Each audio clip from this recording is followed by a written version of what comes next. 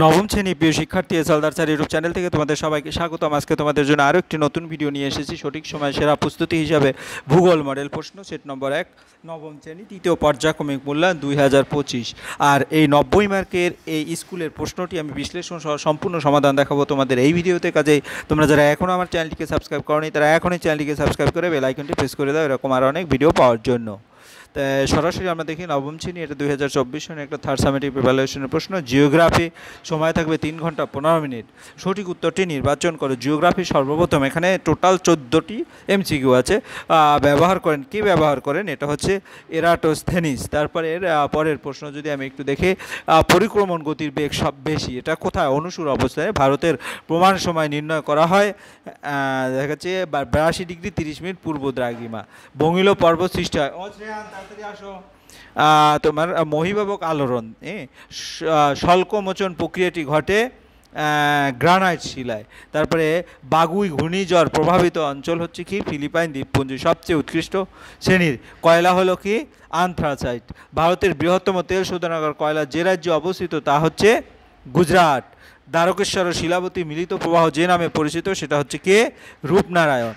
হ্যাঁ, ক্ষুদ্র স্কেলের মানচিত্রে আরএফটা হলো কত? 1:1 লিখে কয়টা শূন্য? 1 2 3 4 5 6, 6টা শূন্য। পশ্চিমবঙ্গের ধানের ভাণ্ডার বলা হয় কাকে? বর্ধমানকে।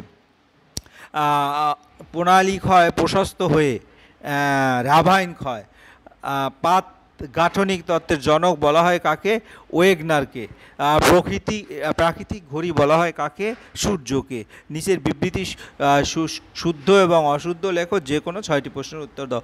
অপসূর অপেক্ষা অনুসূর অবস্থানে সূর্যকে বড় দেখায়, এরকম করে এটা হচ্ছে শুদ্ধ 1 নম্বর। 2 নম্বর, কোনো স্থানে এবং তার প্রতিবাদ স্থানের মধ্যে সময়ের পার্থক্য 12 ঘন্টা, এটা শুদ্ধ। তিব্বত একটি লাভা গঠিত মালভূমি উদাহরণ, এটা অশুদ্ধ, কারণ এটি ভাস পর্বতমালে মালভূমি। আবহবিকারের ফলে রেগোলিতের সৃষ্টি হয়, এটা শুদ্ধ।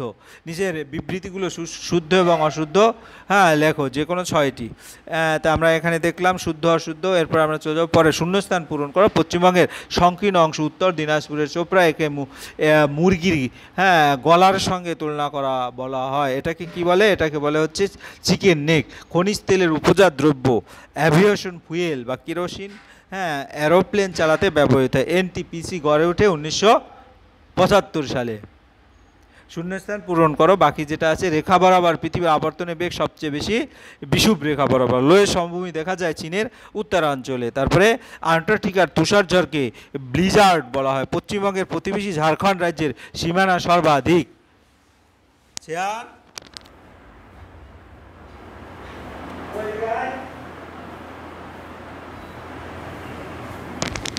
এরপরে হচ্ছে আমরা যাব 4 নম্বরের প্রশ্ন। জিপিএস এর পুরো নাম কি? জিপিএস এর পুরো নাম হচ্ছে গ্লোবাল পজিশনিং সিস্টেম। তারপরে পৃথিবীর পরিক্রমণের গতি কত? 30 কিলোমিটার পার সেকেন্ড, সেকেন্ডে 30 কিলোমিটার। উত্তর মেরুতে ধ্রুবতারার উচ্চতা 90 ডিগ্রি। ভারতের একটি ব্যবচ্ছিন্ন মালভূমি ছোট নাগপুর মালভূমি। তারপরে হরাইজন কাকে বলে? হরাইজন হচ্ছে পর্যবেক্ষকের দৃষ্টি ও আকাশের মিলন রেখা। তারপর তাল কি? তাল নদীর মোহনায় গঠিত জলাবদ্ধ নিম্নভূমি। তিলপাড়া ব্যারেজ ময়ূরাক্ষী নদীর উপর অবস্থিত। ভারতের প্রথম পারমাণবিক শক্তি কেন্দ্র তারাপুর পারমাণবিক কেন্দ্র, মহারাষ্ট্র। এটা বাম দিক এবং ডান দিকের সাথে মিল করো। দেখা যাচ্ছে তোমার এখানে চলমান মহাদেশের সাথে কোনটার মিল আছে?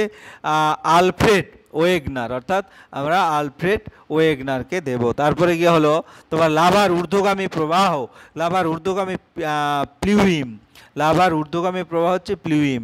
তার টোপোগ্রাফিক্যাল ম্যাপ সম, এটা হচ্ছে সম। তারপরে কি হলো Indian iron and steel company, এটা হচ্ছে সেইল।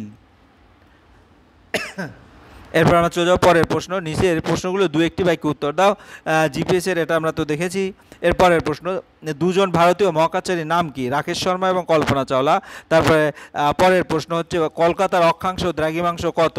কলকাতার অক্ষাংশ দ্রাঘিমাংশ হচ্ছে 22 ডিগ্রি 34 মিনিট উত্তর এবং 28 ডিগ্রি 24 মিনিট পূর্ব। আন্তর্জাতিক তারিখ রেখা বলতে কি বুঝো? পৃথিবীর পূর্ব এবং পশ্চিম গোলার্ধ বিভক্ত করা 180 ডিগ্রি দ্রাঘিমা রেখায় আন্তর্জাতিক তারিখ রেখা। অধিবর্ষ কি? যে বছর ফেব্রুয়ারি মাস 29 দিনে হয়, অর্থাৎ প্রতি 4 বছর অন্তর সেই বছর মূলত কি হয়? টোটাল বছরের দিন হয় 366 দিন, সেই বছরকে অধিবর্ষ বলে। তারপর জৈবিক আবহবিকার বলতে কি বোঝায়? জৈবিক জীবজগৎ যেমন গাছ, প্রাণী, ব্যাকটেরিয়া দ্বারা শিলা ক্ষয়। তারপর জৈবিক আবহবিকার, তারপরে লাভা সমভূমি কাকে বলে? লাভা সমভূমি হচ্ছে আগ্নেয়গিরির লাভা থিতিয়ে গঠিত সমভূমি। এরপরে আমরা হচ্ছে দুটি পুনর্ভব সম্পদের নাম লিখো অথবা স্কেল অনুসারে মানচিত্র কয় প্রকার ও কী কী। পুনর্ভব সম্পদ হচ্ছে বায়ু, সূর্যালোক, জল। অথবা স্কেল অনুযায়ী মানচিত্র 3 প্রকার: বৃহৎ স্কেল, মধ্যম স্কেল, ক্ষুদ্র স্কেল। তারপরে গিয়ে পরের প্রশ্ন, পশ্চিমবঙ্গের মালভূমি অঞ্চলে দুটি নদী কি? দামোদর এবং শিলাবর্তী। ধান গবেষণা কেন্দ্র কোথায় আছে? চিনসুরা, হুগলি। এবং পাট গবেষণা কেন্দ্র বেঙ্গালুরু, নবদ্বীপ। সুনামি সমুদ্র তলদেশে ভূমিকম্প বা আগ্নেয়গিরির ফলে সৃষ্ট বৃহৎ ঢেউ। হিমানী সম্প্রপাত কি? হিমানী গলে নেমে আসা পানির প্রবাহ হচ্ছে হিমানী সম্প্রপাত। এবার 7 নম্বরের প্রশ্নগুলি, গিরিজন, আলোড়ন ও মহীভাবক আলোড়নের মধ্যে 3টি পার্থক্য লেখো। এরকম করে টোটাল যে প্রশ্ন আছে, আমরা প্রথমে গিরিজন, আলোড়ন, মহীভাবক আলোড়ন। প্রকৃতি ক্ষুদ্র আকারে, হ্যাঁ, আর বৃহৎ আকারে। গিরিজন ক্ষুদ্র এবং মহীভাবক আলোড়ন বৃহৎ আকার। প্রভাব, পর্বত বিস্তৃত স্থানীয় মহাদেশীয় স্তর উত্থান। উদাহরণ, আলপস, হিমালয়। আবহবিকার এবং ক্ষয়ীভবনের মধ্যে 3টি পার্থক্য। এটি হলো শিলার ভৌত, রাসায়নিক এবং জৈব ভাঙন। এটি হলো ক্ষয়ীভবন, যেটা ভাঙা পদার্থকে এক স্থান থেকে অন্য স্থানে সরিয়ে নেওয়ার প্রক্রিয়া। এটি স্থির অবস্থায় ঘটে, এটা গতিশীল অবস্থায় ঘটে। বায়ু, জল, হিমবাহ দ্বারা। এখানে পদার্থের পরিবহন হয় না, এখানে পদার্থের স্থানান্তরিত হয়। তারপরে প্রশ্ন, সূর্যের উত্তরায়ণ দক্ষিণায়ন বলতে কি বোঝো? যখন সূর্য ক্রান্তি বৃত্ত বরাবর দক্ষিণ থেকে উত্তর দিকে অগ্রসর হয় প্রায় 21শে ডিসেম্বর থেকে 21শে জুন পর্যন্ত, তখন তাকে সূর্যের উত্তরায়ণ বলে। আর দক্ষিণায়ন, সূর্য যখন উত্তর থেকে দক্ষিণ দিকে অগ্রসর হয় প্রায় 21শে জুন থেকে 21শে ডিসেম্বর পর্যন্ত, তখন একে সূর্যের দক্ষিণায়ন বলে। আর এর ফলে পৃথিবীর উত্তর ও দক্ষিণ গোলার্ধে দিনের এবং রাতের দৈর্ঘ্যের পার্থক্য ঘটে। অক্ষরেখা ও দ্রাঘিমারেখার মধ্যে 3টি পার্থক্য। অক্ষরেখাগুলো পূর্ব পশ্চিমের দিকে প্রসারিত হয়, আর দ্রাঘিমারেখাগুলো উত্তর দক্ষিণ দিকে প্রসারিত হয়। অক্ষরেখাগুলোর মধ্যে দূরত্ব সর্বদা সমান থাকে, আর একে অপরের নিকট, দ্রাঘিমারেখাগুলো মেরু অঞ্চলে এবং একে অপরের নিকট আসে ও মেরুতে মিলিত হয়। অক্ষরেখা দ্বারা কোনো স্থানে তাপমাত্রা বা জলবায়ু নির্ধারণ করা যায়। দ্রাঘিমা দ্বারা সময়।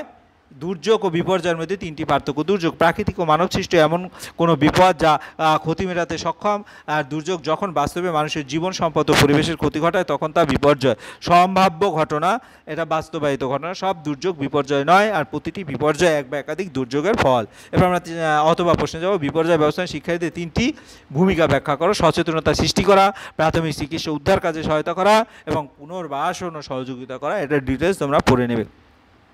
এবার পশ্চিমবঙ্গে চা শিল্পের উন্নতির কারণ: অনুকূল জলবায়ু, উর্বর ঢালুভূমি, সস্তা ও প্রচুর শ্রম শক্তি এবং পরিবহন ও বন্দর সুবিধা। আবার সরকারি এবং সহায়তা ও রপ্তানি। এই ফাইনালি এই কটা ভালো করে পড়বে, কারণ 3 নম্বরের প্রশ্ন আমি ডিটেল পড়লাম না। তারপর পৃথিবীর অপসূর অনুসূর অবস্থান। এবার 8 নম্বরের প্রশ্ন, এক এক করে তোমার প্রথম প্রশ্ন, পৃথিবীর অপসূর অনুসূরে অবস্থান। হ্যাঁ, পৃথিবী সূর্যের চারিদিকে উপবৃত্তাকার কক্ষপথে পরিবহন করার ফলে কখনো পৃথিবী সূর্যের কাছাকাছি, কখনো দূরে অবস্থান করে। অপসূর, যখন পৃথিবী সূর্য থেকে, হ্যাঁ, সর্বাধিক দূরত্বে থাকে, তখন সেই অবস্থাকে অপসূর বলে। যেমন প্রায় 4 জুলাই দূরত্ব প্রায় 15.2 কিলোমিটার। আর অনুসূর, যখন পৃথিবী সূর্যের সর্বাধিক নিকটে থাকে, তখন সেই অবস্থাকে অনুসূর বলে। আর এর প্রায় 3রা জানুয়ারি, আর দূরত্ব 14.7 কোটি কিলোমিটার। এভাবে পৃথিবী অনুসূর সর্বাধিক নিকট এবং পৃথিবী অপসূর সর্বাধিক দূর। হ্যাঁ, এরপরে প্রভাব, সূর্যের আকর্ষণ শক্তি এবং পৃথিবীর গতিবেগ পরিবর্তিত হয়। অনুসূর অবস্থায় পৃথিবীর গতি বেশি এবং অপসূরে গতি কম। এর ফলে বছরের দৈর্ঘ্য সামান্য পার্থক্য হয়। উত্তর গোলার্ধে শীতকাল ছোট ও গ্রীষ্মকাল বড়।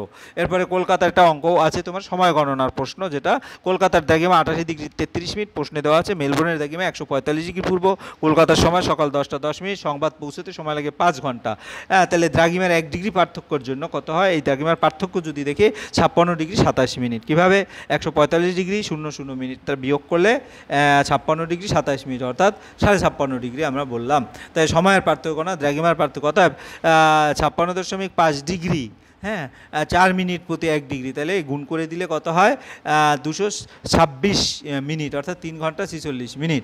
মেলবোর্ন পূর্ব দিকে, তাই সময় বেশি। অতএব কলকাতার 10টা 10-এর পরে 3 ঘন্টা 46 মিনিট হলে 1 ঘন্টা 1:56 অপরাহ্ন, অর্থাৎ সংবাদ পৌঁছতে সময় লাগবে 5 ঘন্টা। চূড়ান্ত সময় 1 ঘন্টা 56 প্লাস 5, অর্থাৎ 2টা 1 অপরাহ্ন স্থানীয় সময়।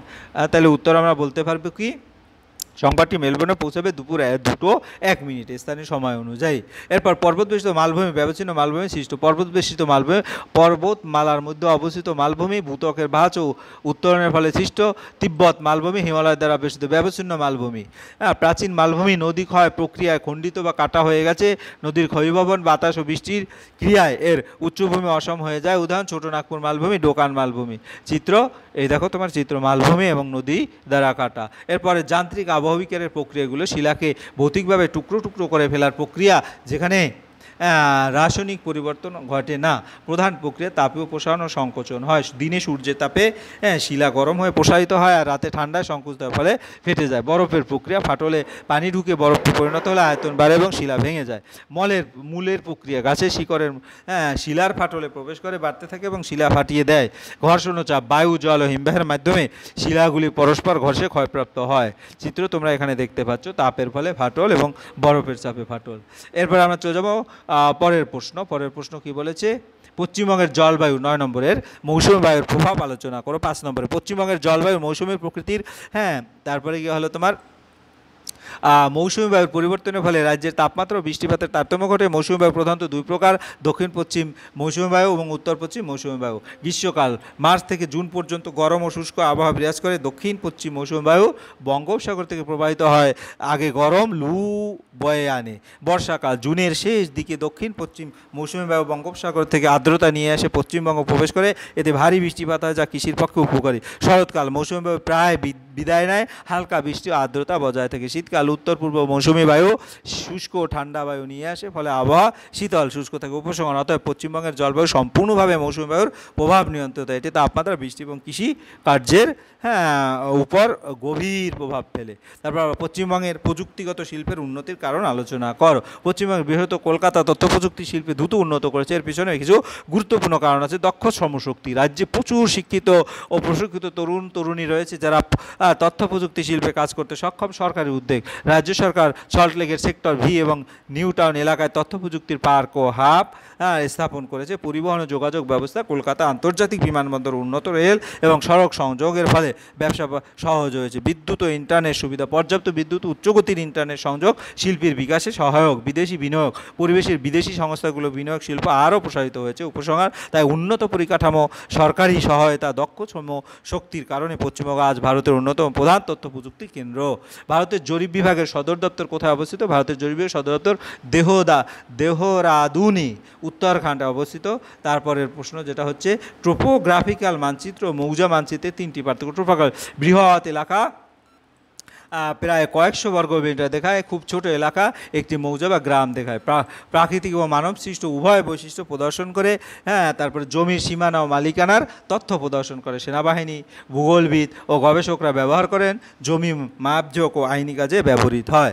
এরপরের প্রশ্ন, পশ্চিমবঙ্গের একটি অভয়ারণ্য একটি খাদ্য প্রক্রিয়াকরণ শিল্পকেন্দ্রের নাম। অভয়ারণ্য বক্সা অভয়ারণ্য, আর খাদ্য প্রক্রিয়া শিল্প হচ্ছে কলকাতা। উপসংহার, জরিপ মানচিত্র আমাদের ভূগোল, প্রশাসন, জমি ব্যবস্থাপনার গুরুত্বপূর্ণ ভূমিকা পালন করে। অর্থাৎ এখানে 3টা প্রশ্ন নিয়ে একটা 5 নম্বরের প্রশ্ন। পশ্চিমবঙ্গের পাট চাষের অনুকূল পরিবেশের বিবরণ দাও। পাট পশ্চিমবঙ্গের অন্যতম প্রধান নগর শিল্প, একে সোনালী তন্তু বলা হয়। পাট চাষের জন্য বিশেষ জলবায়ু ভূমির প্রয়োজন, যা আবহাওয়া গরম ও আর্দ্র জলবায়ুর প্রয়োজন। তাপমাত্রা 25 থেকে 35 ডিগ্রি এবং বার্ষিক বৃষ্টিপাত 150 থেকে 200 সেন্টিমিটার হলে পাট ভালো জন্মে। মাটি, গঙ্গা, ব্রহ্মপুত্র নদ উপত্যকা উর্বর পলিমাটি পাট চাষের জন্য উপযুক্ত। জল, পাট ভেজানোর জন্য নদী এবং খালের মিষ্টি জলের প্রয়োজন। ভূমি, সমতল এবং জল নিষ্কাশনযুক্ত জমি উপযুক্ত। অঞ্চল, নদিয়া, মুর্শিদাবাদ, হুগলি, উত্তর দক্ষিণ 24 পরগনা, কোচবিহার প্রভৃতি জেলায় পাট চাষ বেশি হয়। উপসংহার, উষ্ণ আর্দ্র জলবায়ু, পলিমাটি ও পর্যাপ্ত বৃষ্টিপাত পশ্চিমবঙ্গকে ভারতের প্রধান পাট উৎপাদক রাজ্যে পরিণত করেছে। এই ছিল তোমার সামগ্রিক ভূগোলের যে 90 মার্কের প্রশ্ন। আশা করি ভিডিওটি যদি মনোযোগ সহকারে দেখো তোমরা সমস্ত প্রশ্ন বিশ্লেষণ বুঝতে পারবে। পরিশেষে বলবো, তোমরা যারা এখনও আমার চ্যানেলটিকে সাবস্ক্রাইব না করে আমার ভিডিও দেখছো, এখনই চ্যানেলটিকে সাবস্ক্রাইব করে বেল আইকনটি প্রেস করে দাও। ভিডিও দেখার জন্য অসংখ্য ধন্যবাদ। ভিডিওটি ভালো লাগলে লাইক, কমেন্ট, শেয়ার করতে ভুলবে না। আজ এই পর্যন্তই, ধন্যবাদ সবাই।